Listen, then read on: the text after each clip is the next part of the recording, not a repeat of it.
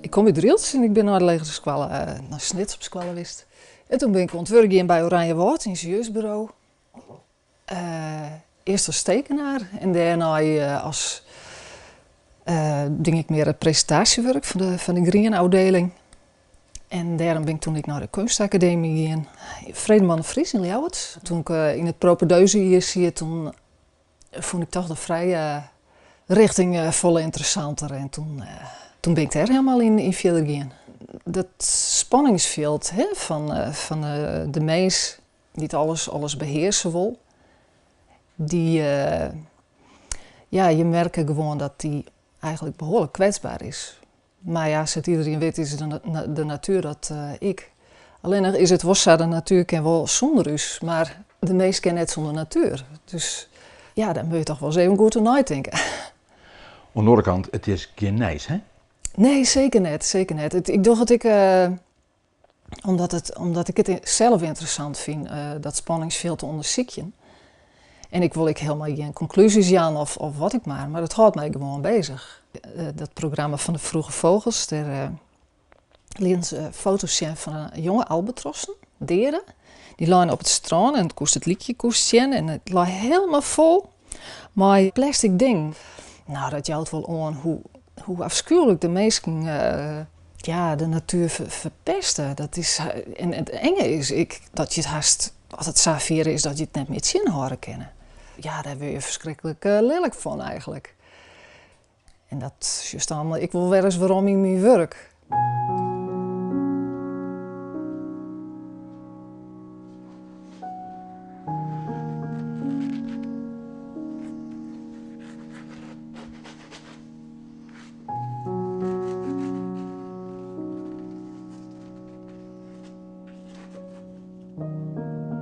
De natuur speelt een grote rol in die werk.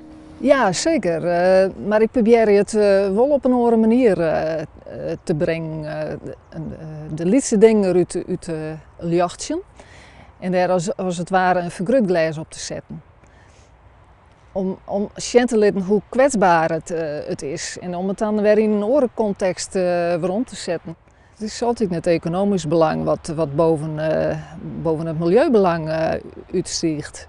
Dat spanningsveld, dat wil ik onderzoeken en daar wil ik mijn werk mee maken.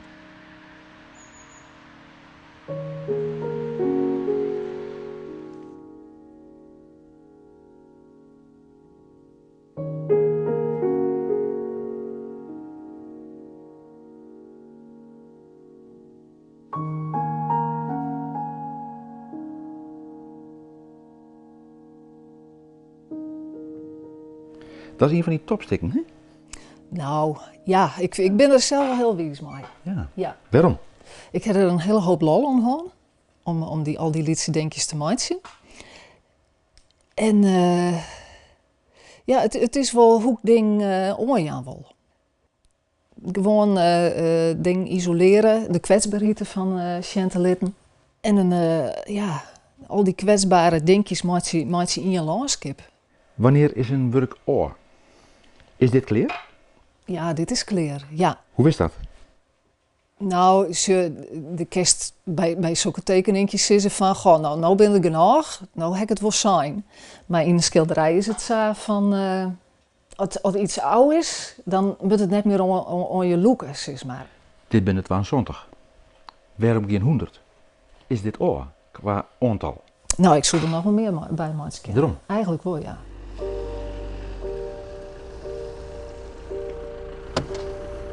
Dus hier is het, Alita? Hier is het. Op het bedrijventerrein. Ja, is dat wel een plak voor een galerie? Het is Elsbieta Middel, de galeriehoudster, die heeft een heleboel vaste klanten en die weten dit wel te vinden. En er is genoeg publiciteit altijd omheen.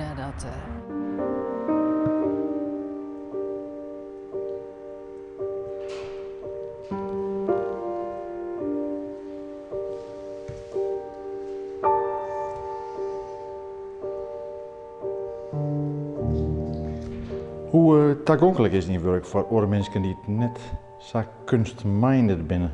Nou, dat zal best moeilijk wezen, want in eerste instantie hebben mensen geen werk met leuke bliere kleuren.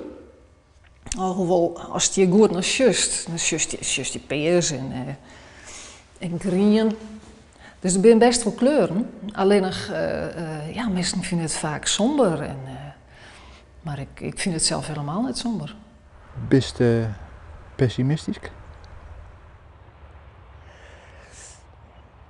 Nou, ja, persoonlijk eigenlijk wel. Maar nou, dan heeft me toch weer een conclusie ontlakt. Maar, dat was net, hè? Conclusies. Nou, ik probeer in mijn werk toch ik wel een poëtische laag te... Als je dingen heel zwart-wit brengen, dan ben je meestal al zo onwend. Maar als je het op een andere manier brengen kerst, dan ja, worden mensen misschien op die manier ontdenking zetten.